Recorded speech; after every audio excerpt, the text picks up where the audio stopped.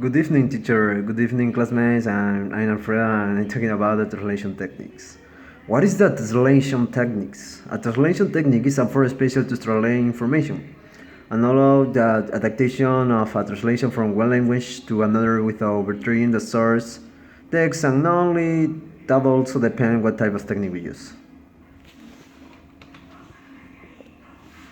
What is the advantages and disadvantages of doesn't use a technique and use other alternative? Well, exist different solutions and we can use other programs like translation and interpreting servers. But there is different solution and we can use other programs such as translation and interpretation service like machine translation, which consists of copying and pasting of text to be translated and selecting the language.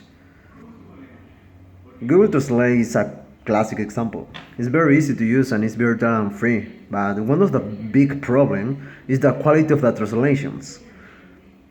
Produced is very uneven because in different cases the translation is excellent, but in others it's unclear and incorrect. So the best way to translate correctly is to do it with the help of a professional human translator, because they use the right techniques, and if we do it ourselves we may not be able to do it well, because translation is a difficult skill and remarkably few people are able to do it well. So if you want to gain experience, the best way is practice with these techniques.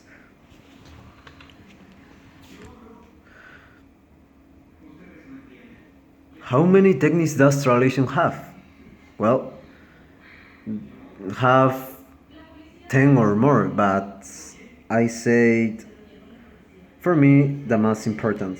There are a lot of techniques, but today I explain some of them, for me the most important, of course.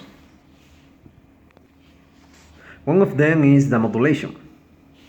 The modulation consists of a change of perspective on a language. This technique gives more freedom to select and give the same meaning in both source and target languages. Example: it's quite clever. No es nada tonto. The modulation tries to give sense to the sentence in target languages. The second is transposition. The transposition consists of changing the grammatical category between the source languages and the target languages. When we change the grammatical category, we try to make the target languages have the same meanings as the sources languages. And these techniques have different variants like double transposition, cross transposition, etc. Example: before I come back, antes de mi regreso.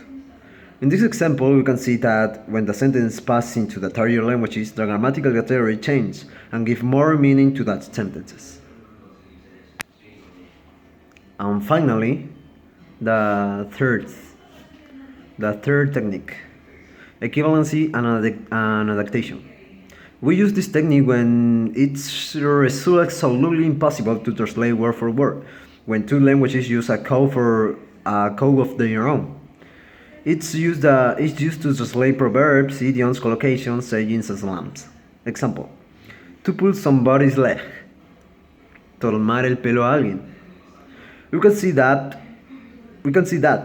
the sentence changed completely, because when we translate to a target languages with this technique, we need to find information about the target languages to make a correct translation, because this is a saying, and depending on the country, the saying is different.